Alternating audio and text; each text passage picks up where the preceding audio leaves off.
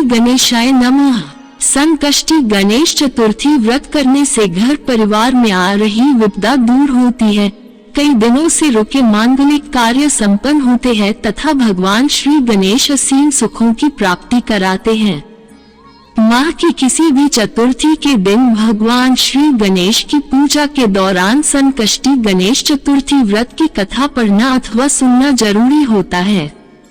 इससे संबंधित 4 कथाएं प्रचलित हैं। पहली कथा पौराणिक एवं प्रचलित श्री गणेश कथा के अनुसार एक बार देवता कई विपदाओं में घिरे थे। तब वह मदद मांगने भगवान शिव के पास आए। उस समय शिव के साथ कार्तिकेय तथा गणेश जी भी बैठे थे। देवताओं की बात सुनकर शिव जी ने कार्तिकेय व गणेश जी से पूछा कि तुम में से कौन देवताओं के कष्टों का निवारण कर सकता है।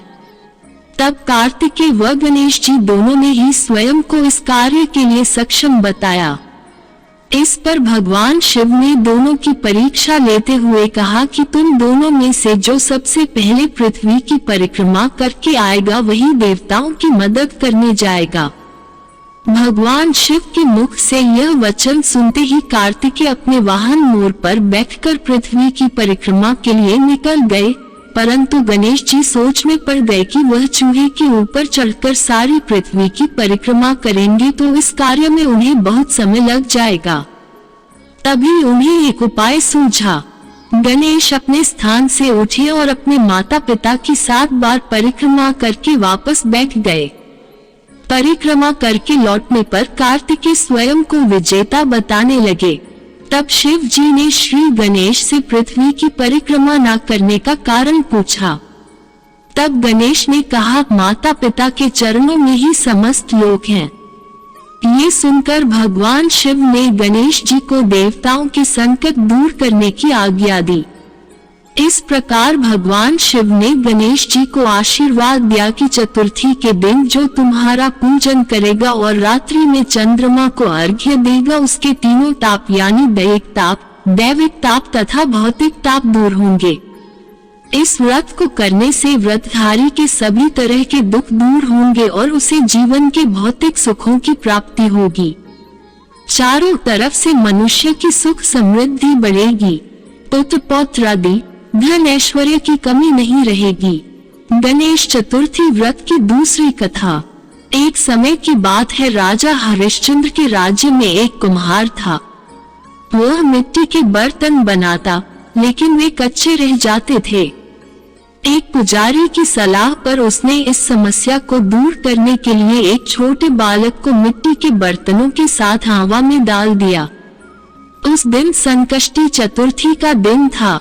उस बच्चे की माँ अपने बेटे के लिए परेशान थी। उसने गणेश जी से बेटे की कुशलता की प्रार्थना की। दूसरे दिन जब कुम्हार ने सुबह उठकर देखा तो हवा में उसके बर्तन तो पक गए थे, लेकिन बच्चे का बाल बांका भी नहीं हुआ था। वह डर गया और राजा के दरबार में जाकर सारी घटना बताई।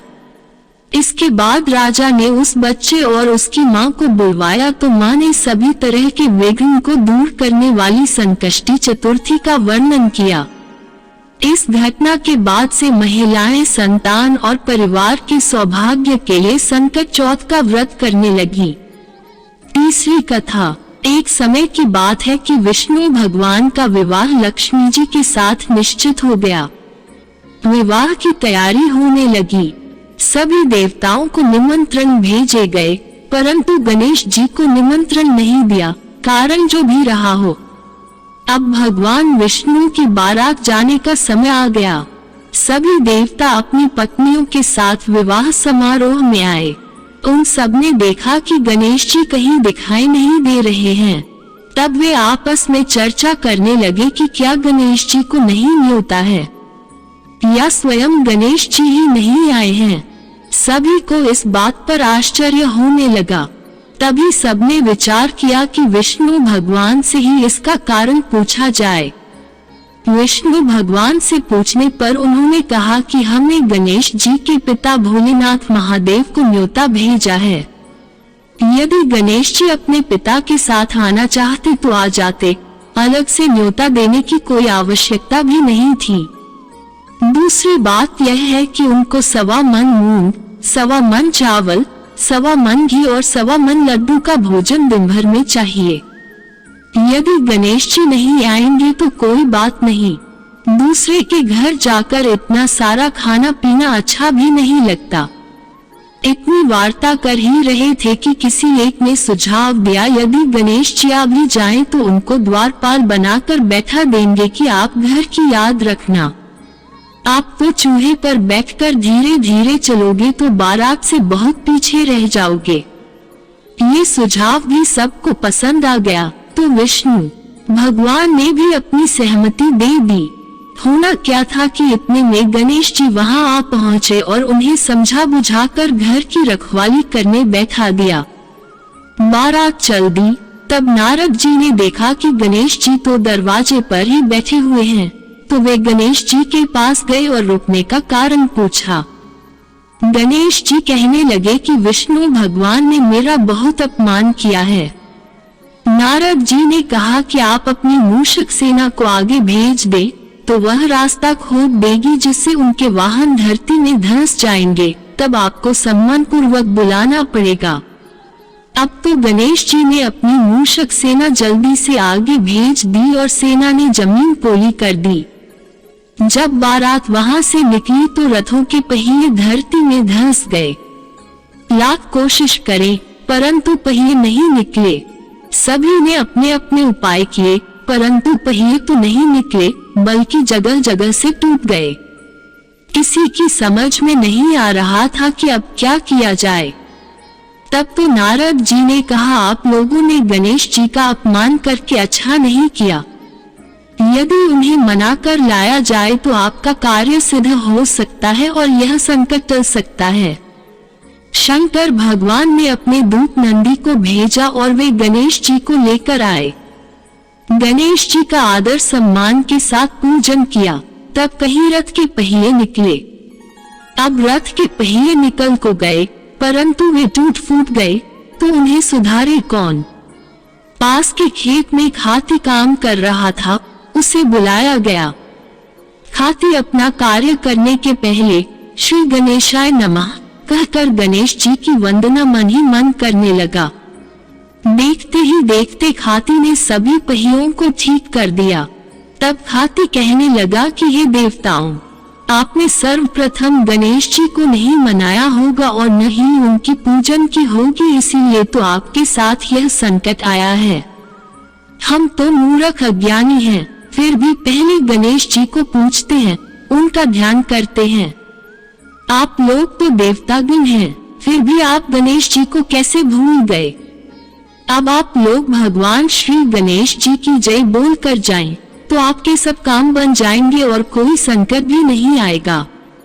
ऐसा कहते हुए बारात वहां से चल दी और विष्णु भगवान का लक्ष्मी जी के साथ विवाह संपन्न करा के सभी सकुशल घर लौट आए। हे गणेश जी महाराज, आपने विष्णु को जैसो कारज सारियो ऐसो कारज सबको सिद्ध करजो। बोलो गजानन भगवान की जय। चौथी कथा। श्री गणेश चतुर्थी व्रत की पौराणिक कथा के अनुसार एक बार भगवान शिव तथा माता पार्वती नर्मदा नदी के किनारे बैठे थे। वहां माता पार्वती ने भगवान शिव से समय व्यतीत करने के लिए चौपड़ खेलने को कहा। शिव चौपड़ खेलने के लिए तैयार हो गए, परंतु इस खेल में हार जीत का फैसला कौन करेगा, ये प्रश्न उनके समक्ष उठा तो भगवान शिव ने कुछ तिनके एकत्रित कर उसका एक पुतला बनाकर उसकी प्राण प्रतिष्ठा कर दी और पुतले से कहा, बेटा, हम चौपड़ खेलना चाहते हैं, परंतु हमारी हार जीत का फैसला करने वाला कोई नहीं है, इसीलिए तुम बताना कि हम दोनों में से कौन हारा और कौन जीता। उसके बाद भगवान शिव और माता पार्वती का चौपड़ खेल शुरू हो गया। ये खेल 3 बार खेला गया और संयोग से तीनों बार माता पार्वती ही जीत गईं। खेल समाप्त होने के बाद बालक से हार जीत का फैसला करने के लिए कहा गया, तो उस बालक ने महादेव को विजयी बताया। ये सुनकर माता पार्वती क्रोधित हो गई और क्रोध में उन्होंने बालक को लंगड़ा होने, कीचड़ में पड़े रहने का श्राप दे दिया। बालक ने माता पार्वती से माफी मांगी और कहा कि यह मुझसे अज्ञानतावश ऐसा हुआ है, मैंने किसी द्वेष भाव में ऐसा नहीं किया। बालक द्वारा क्षमा मांगने पर माता ने कहा, यहाँ गणेश पूजन के लिए नाग कन्याएं आएंगी, उनके कहे अनुसार तुम गणेश व्रत करो, ऐसा करने से तुम मुझे प्राप्त करोगे। ये कहकर माता पार्वती शिव के साथ कैलाश पर्वत पर चली गईं। 1 वर्ष के बाद उस स्थान पर नाग कन्याएं आईं। तब नाग कन्याओं से श्री गणेश के व्रत की विधि मालूम करने पर उस बालक ने 21 दिन लगातार गणेश जी का व्रत किया। उसकी श्रद्धा से गणेश जी प्रसन्न हुए। उन्होंने बालक को मनोवांछित फल मांगने के लिए कहा। उस पर उस बालक ने कहा, हे विनायक, मुझ में इतनी शक्ति दीजिए कि मैं अपने पैरों से चलकर अपने माता पिता के साथ कैलाश पर्वत पर पहुंच सकूं और वे ये देख प्रसन्न हों। तब बालक को वरदान देकर श्री गणेश अंतर्ध्यान हो गए। इसके बाद वह बालक कैलाश पर्वत पर पहुंच गया और कैलाश पर्वत पर पहुंचने की अपनी कथा उसने भगवान शिव को सुनाई। चौपर वाले दिन से माता पार्वती शिव जी से विमुख हो गई थी। अतः देवी के रुष्ट होने पर भगवान शिव ने भी बालक के बताए अनुसार 21 दिनों तक श्री गणेश का व्रत किया। इस व्रत के प्रभाव से माता पार्वती के मन से भगवान शिव के लिए जो नाराजगी थी वह समाप्त हो गई। तब यह व्रत विधि भगवान शंकर ने माता पार्वती को बताई। ये सुनकर माता पार्वती के मन में भी अपने पुत्र कार्तिकेय से मिलने की इच्छा जागृत हुई। तब माता पार्वती ने भी 21 दिन तक श्री गणेश का व्रत किया तथा दूर्वा, फूल और लड्डुओं से गणेश जी का पूजन अर्चन किया। व्रत के 21वें दिन कार्तिकेय स्वयं माता पार्वती जी से आ मिले। उस दिन से श्री गणेश चतुर्थी का ये व्रत समस्त मनोकामनाओं की पूर्ति करने वाला व्रत माना जाता है। इस व्रत को करने से मनुष्य के सारे कष्ट दूर होकर मनुष्य को समस्त सुख सुविधाएं प्राप्त होती हैं।